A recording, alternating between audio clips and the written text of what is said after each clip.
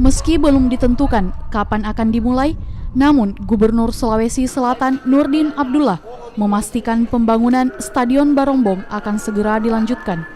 Stadion Barombong yang masuk dalam kawasan Metro Tanjung Bunga baru saja diserahkan pengembang ke pemerintah provinsi.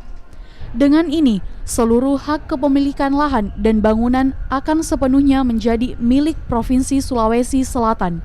Pembangunan saat ini menunggu pemisahan sertifikat tanah dari Badan Pertahanan dan menunggu hasil audit fisik untuk melihat pengerjaan yang perlu dilanjutkan dan yang harus dibangun ulang.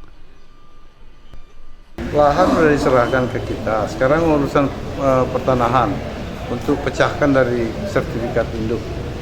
Nah, setelah itu kita udah punya sertifikat, udah enak Pak. Tinggal nunggu audit fisik. Setelah audit fisik, yang mana yang perlu kita harus kerja ulang, yang mana harus kita lanjutkan.